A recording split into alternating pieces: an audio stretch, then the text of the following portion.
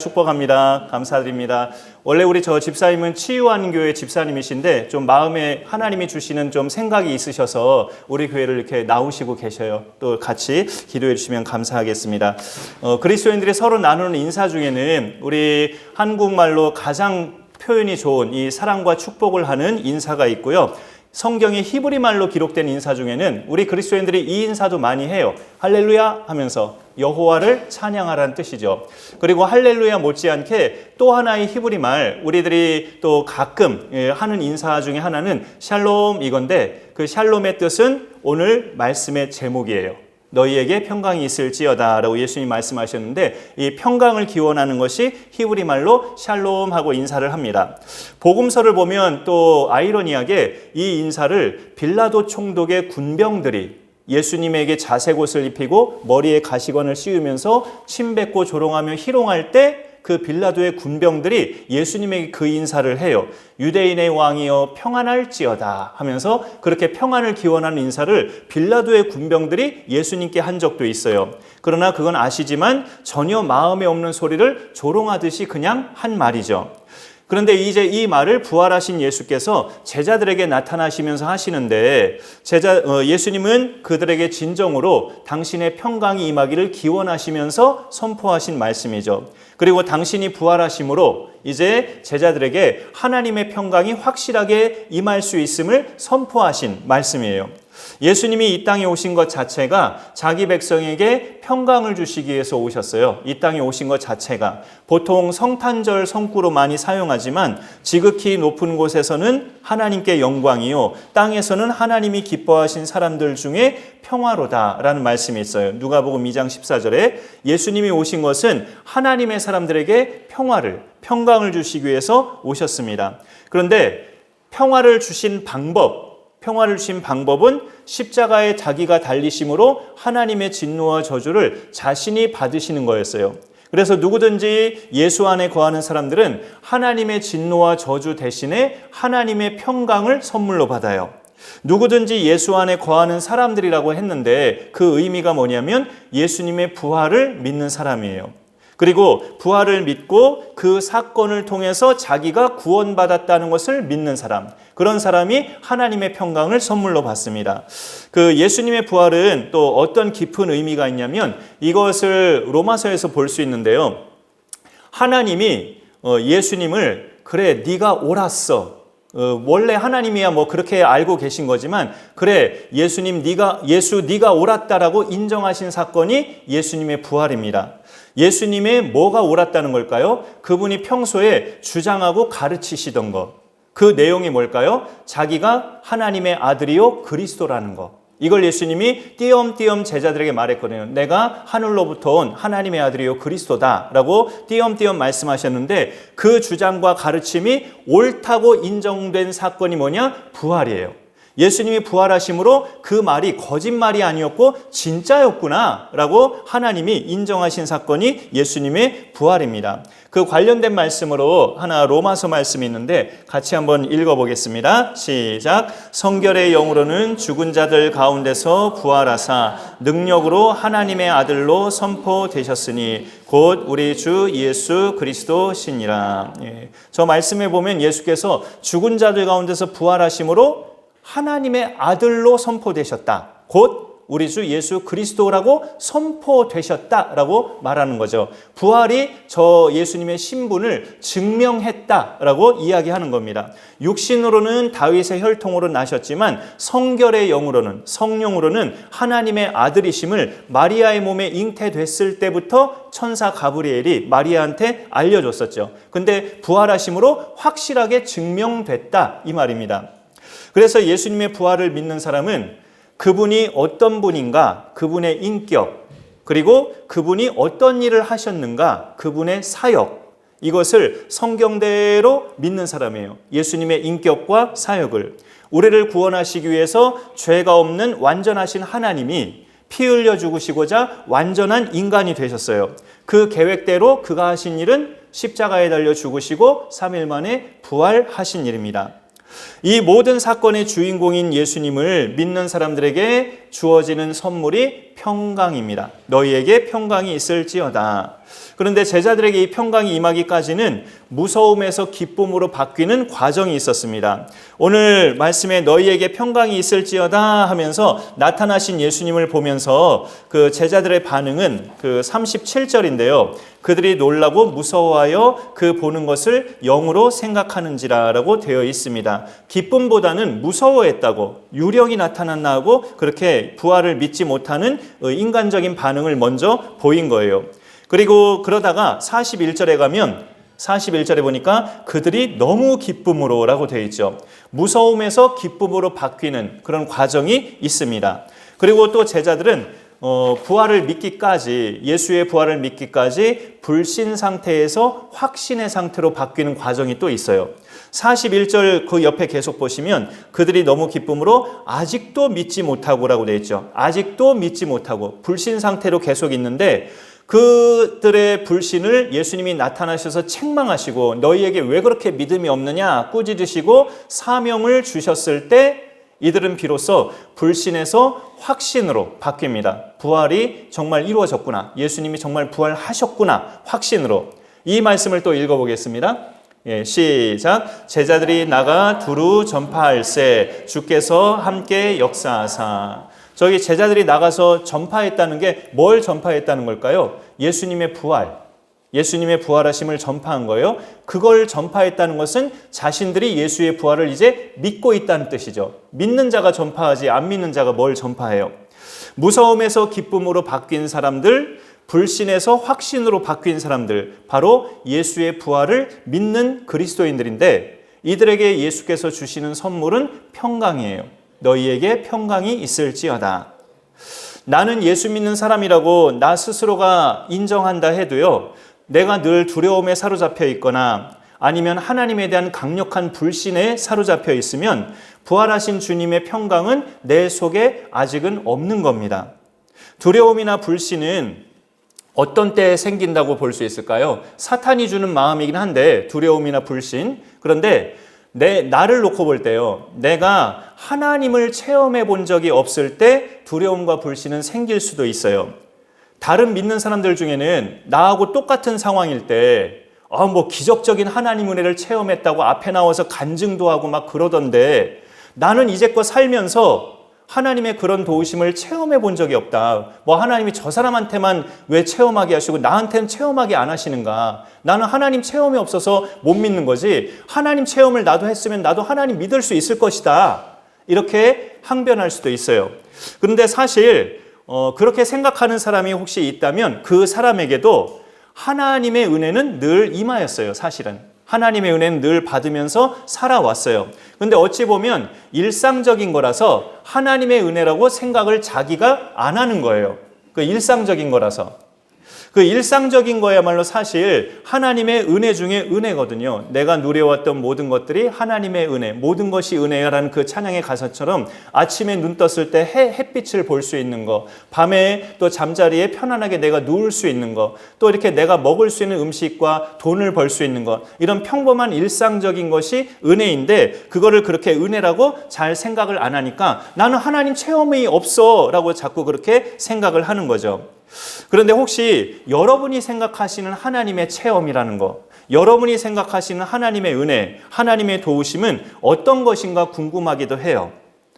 저는 솔직히 이 말하기가 제 자신이 싫은데 두렵고 무서운 상황이 조금 오래 가는 것도 좀 길게 가는 것도 하나님의 은혜인 것 같아요. 두려운 말인데 좀 무섭고 두렵고 걱정되는 상황이 좀 오래 가는 것도 하나님의 도우심의 한 방법인 것 같아요. 조심스럽게 말씀드리지만.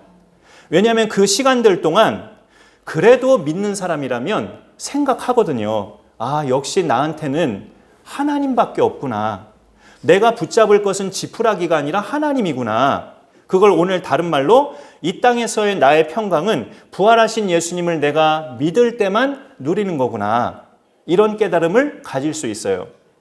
사람들은 또 평강 이런 말은 안 하지만 그 평강이라는 것들을 사람들은 소망하고 추구하고 살아요. 흔히 하는 말로 질병 없이 건강하고 돈도 좀 벌고 하는 일마다 좀 잘 풀리고 기왕이면 오래 살고 자식도 잘 되고 사람이면 누구나 소원하는 이런 복들이 만약에 그대로 임한다면 그 사람은 평강을 누리고 있다라고 자기 스스로 생각할 수도 있겠죠. 그런데 사람은 자기를 지으신 창조주와 떨어지면 평강이 아니에요. 자기를 지으신 창조주와 연결된 사람 자체가 피조물이기 때문에 이 피조물은 자기를 지으신 이와 연결될 때 모든 게 의미가 있고 그다운 삶을 사는 거지, 그와 그 창조주와 떨어져 있으면 그 자체는 평강이 아닙니다. 그거는 마치 집 나간 둘째 아들과 같고 나무에서 떨어져 나간 잎사귀와 같아요.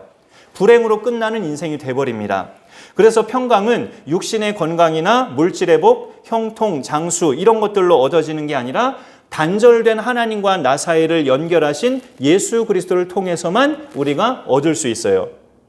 예수님이 돌아가시고 나서 제자들은 그야말로 완전히 패닉, 두려움의 또 상태에서 그렇게 지냈는데 자기들도 예수님처럼 잡힐까 봐 그 모인 곳에서 문을 꼭꼭 닫고 잠그면서 그렇게 좀 두려움에서 지내고 있었어요, 이 제자들이. 그런데 불현듯 예수님이 너희에게 평강이 있을지어다 하면서 잠가진 문을 어떻게 뚫고 들어오셨는지, 그 부활하신 몸이 그렇게 꼭꼭 잠겨진 문을 뚫고 들어오셔서 너희에게 평강이 있을지어다라고 선포하시는 거예요. 극도로 혼란스러운 상황에 빠졌던 제자들에게 예수님이 평강을 선포하십니다. 단순하게 말하자면 그 이유는 이제 너희 곁에 다시 살아난 내가 돌아왔다. 내가 너희 곁에 여전히 있다라는 것을 알려준 거죠. 갈릴리 호수에서 풍랑을 갑자기 만나서 배가 막 이리 뒤척 저리 뒤척 하고 있는데 배 고물에서 주무시고 계신 예수님이 제자들이 야속했잖아요. 깨워 흔들어서 깨우니까 예수님이 잠잠하라 고요하라 바다를 향해서 외치시니까 잠잠해지잖아요. 믿음은 예수가 함께 계심을 믿는 겁니다. 예수가 함께 계시면 그 풍랑도 결국은 잔잔해지는 예수님의 은총을 우리가 체험해 가는 거죠. 그러니까 믿음은 예수가 함께 계시니 시험이 오나 겁없네. 이 찬송의 고백이 믿음이에요. 그런 믿음을 우리는 부활하신 예수님을 믿는다면 그 믿음이 같이 따라오는 겁니다. 다시 사신 주님을 보면서 제자들은 처음에 유령인가 하고 무서워하면서 믿지를 못했는데 예수님이 자기가 친히 부활했음을 손과 발을 보고 나인 줄 알라, 또 나를 만져보라, 영은 살과 뼈가 없으되 나는 있지 않느냐라고 하시면서 직접 보여주셨어요. 뚫어진 손과 발을. 예수님의 이 말씀에서 우리가 알 수 있는 것은 예수님의 부활은 신학적인 정리인데요. 육체적 부활이다. 그렇게 정리를 할 수 있습니다. 얼핏 생각하면 우리가 육체보다 영이 더 중요하지 않나? 할 수 있지만 십자가에 달리신 예수님을 생각해 보세요. 하나님께서 우리 대신 예수님에게 내리신 형벌은 피 흘리시는 거였어요. 피 흘리시는 거. 그러면 육체가 반드시 형벌을 받아야 돼요. 피를 흘리려면. 영은 피를 흘릴 수 없으니까. 영은 뭐 보이지도 않는데 뭘 피를 흘려요. 예수님의 죽으심은 살이 찢기고 피 흘리시는 방법의 죽음이셨어요. 그래서 그 전날 밤에 떡과 잔을 돌리시면서 이거는 내 몸이다, 이거는 내 피다 하셨잖아요. 십자가 죽으심이 그렇게 피 흘리고 살이 찢기는 육체적 죽음이었기 때문에 부활도 몸의 부활입니다. 몸의 부활과 몸이 다시 사는 것과 사도신경에서 우리가 고백하고 있잖아요. 예수님은 그렇게 자기 몸을 보이시면서 부활을 증명하셨는데 제자들은 너무 기뻐서 아직도 믿지 못했다고, 너무 기뻐서 믿어지지 않는 거죠. 또 여전히 불신의 상태를 말씀하고 있어요. 그러자 예수님은 더 나아가서 여기에 뭐 먹을 게 있느냐라고 말씀하셔요. 그러자 제자들이 구운 생선 한 토막을 예수님에게 갖다 드립니다. 그러자 오늘 읽은 마지막 43절에 보니까 받으사 그 앞에서 잡수시더라라고 되어 있어요. 생선을 잡수셨다는 것은 이런 의미를 좀 억지로일지 모르지만 갖다 붙일 수 있어요. 벳세다 들녘에서 보리떡 5개와 물고기 그 생선 2마리로 남자만 5,000명을 먹이셨던 그 예수님. 그 예수께서 지금은 제자들이 보는 앞에서 생선을 드시고 계세요. 그때 이적을 행한 너희의 주가 바로 나다. 이렇게까지 보이시면서 당신이 부활하셨음을, 자기가 이제 제자들 곁에 다시 함께하고 있음을 보이십니다. 예수님이 곁에 계시다는 것은 부활하신 그분의 몸이 직접 내 앞에 늘 있다는 뜻만은 아니에요. 왜냐하면 그분의 몸은 지금 우리 앞에 없으니까. 그분의 몸은 지금 어디 계시냐면 사도신경에 있듯이 하나님 우편에 계십니다. 심판하러 다시 오실 때까지 그 하나님 우편에서 자리 이동하지 않으셔요. 하나님 우편에 계시면서 하시는 일은 우리를 위해서 날마다 중보하십니다. 참 귀한 일을 계속 하고 계시는 거죠. 재림하실 때까지. 그래서 그 예수님이 함께 계시다는 의미는 이제 승천하셨기 때문에 실질적으로 함께 계시는 건 아니지만 10일 후에 성령이 강림하시잖아요. 성령이 강림하심으로 내가 세상 끝날까지 너희와 항상 함께 있으리라 하신 약속을 예수님은 지키셨어요. 우리가 평강을 누릴 수 있는 것은 부활의 주님이 우리의 죄와 죽음의 공포에서 벗어나게 하신 그 부활의 주님이 함께 하시기 때문이죠. 그래서 주님이 주신 평강은 어떤 역사까지 일어나냐면 이후로 제자들의 모습을 보면 자기들이 생명의 위협을 받는 속에서도 그 잃지 않는 하늘의 평강이에요. 사도행전으로 이제 넘어가 보면 예수님의 부활 사건과 또 죽은 자들은 예수님처럼 장차 부활하게 된다라는 그 부활 복음을 제자들이 막 나가서 전해요. 그거를 싫어하는 제사장들과 사두개인들, 종교 지도자들이 베드로와 요한을 잡아다가 협박을 합니다. 다시는 이 일에 대해서, 예수에 대해서 일절 전하지 마라. 그랬다간 너희들을 가만히 안 둔다라는 식으로 협박을 하는데 베드로와 요한이 뭐라고 말하냐면 하나님 앞에서 너희 말 듣는 것이 하나님 말씀 듣는 것보다 옳은가 판단하라. 우리는 보고 들은 바를 전하지 않을 수 없다 하면서 아무리 협박해도 결코 두려워하지 않는 그들의 모습을 볼 수 있죠. 더 담대하게 전합니다. 그거는 성령 충만이 이제 원인이지만 더 이제 근원으로 올라가면 부활하신 예수 그리스도의 평강이 그들의 마음을 다스리고 있기 때문에 그래요. 그리스도의 평강이라는 것은 별일이 없을 때만 누리는 세상의 평강과 같지 않은 별의별 일이 생겨도 사그라들지 않는 평강입니다. 이 평강이 우리의 것이 되기까지 예수님의 부활을 빼놓을 수 없는데 예수님의 부활이 왜 그토록 중요한가 하면 그거는 죄인인 우리하고 직결되기 때문에 그래요. 이 말씀을 또 하나 또 읽어보겠습니다. 예수님의 부활이 우리를 어떻게 만들었는지 자 읽어보죠. 예수는 우리가 범죄한 것 때문에 내줌이 되고 또한 우리를 의롭다 하시기 위하여 살아나셨느니라. 예수님의 십자가 죽으심의 이유는 우리가 범죄한 것 때문이라고, 죄 때문이라고 우리가 상식적으로 알다시피 전반부에서 알려주고 있고요. 후반부 다시 사심은 부활을 하셔야 되는 이유는 우리를 의롭다 하시기 위해서, 우리의 그 죄를 완전히 사해짐을 선포하기 위해서는 다시 사셔야 되거든요. 그래서 그것이 의미가 있는 것이죠. 우리가 아직 죄인 되고 하나님과 원수된 상태였을 때 그리스도께서 죽으심으로 우리 죄를 담당하셨고 부활은 다시 살아난 거잖아요. 죽은 자 가운데서. 그거는 어떤 의미냐면 예수님의 죽으심이 완벽했다는 뜻이에요. 흔히 생뚱맞게 말하는 기절설, 도적설 이런 것들이 아니라 진짜 숨이 완전히 끊어져서 죽으셨다는 뜻이죠. 우리 죄를 담당하신 죽음, 그 죽음에서 부활하신 것은 우리가 더 이상 이제 죄인의 신분이 아닌 의인의 신분으로 하나님 앞에서 살아갈 수 있게 하신 겁니다. 그런 대상은 상식적으로 생각해도 평강을 누리죠. 그 모든 인생은 그 터닝 포인트가 있잖아요. 결혼을 하는 그 시점이나 내가 직업이 갑자기 전혀 다른 직업으로 바뀌어졌거나 이런 것들을 보통 사람들은 자기 인생의 터닝 포인트라고 이렇게 생각하죠. 인생의 어떤 후반기가 달라졌을 때, 완전히 달라졌을 때. 그런데 모든 인생은 죽으시고 부활하신 예수님을 만날 때 진짜 터닝 포인트가 되죠. 그거를 예수님은 이렇게까지 말씀하셔요. 이렇게까지. 사망에서 생명으로 옮겼느니라.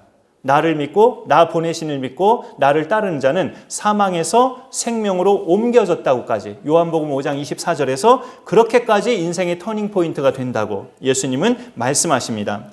생명의 길로 그렇게 가는 사람만이 이제 심판 때에 생명의 부활을 얻게 되는데 우리도 예수님처럼 부활하게 된다는 걸 성경은 말씀하고 있죠. 고린도전서 15장, 데살로니가전서 4장 이런 데서 말씀하고 있는데 그 부활 시점은 우리가 이 세상을 떠날 때가 아닙니다. 예수님이 오실 때죠. 우리가 이 세상을 떠나는 순간은 우리의 영혼이 몸에서 분리되는 순간이고 부활의 때는 아니에요. 그때의 몸은 흙으로 돌아가죠. 흙으로. 그럼 부활은 언제? 그리스도께서 이 땅에 다시 오실 때, 그때는 우리도 예수님처럼 썩지 않고 영광스러운 신령한 몸으로 부활하게 되는 신비한 이야기가 성경에 뚜렷하게 기록되어 있어요. 그래서 사도신경 끝에 보면 몸의 부활과 그 다음에 뭐예요? 영생을 믿습니다. 부활한 몸으로라야 우리가 영생하게 돼요. 지금 이 몸은 영생할 수 없는 몸입니다. 많이 살아도 100몇 세까지밖에 못 살아요. 지금 이 몸은. 그래서 죽었다가 부활한 그 몸이 영생하게 됩니다. 신학적인 교리요, 성경의 진리예요. 그게 진짜 부활인데요. 여기서 오늘 끝자락에서 여러분들에게 말씀드리고 싶은 것은 또 우리 각자마다 이 땅에서 사는 동안에도 이거는 좀 상징적인 뜻인데요. 우리 각자마다 인생의 부활을 또 체험할 수 있어요. 그리스도인들은.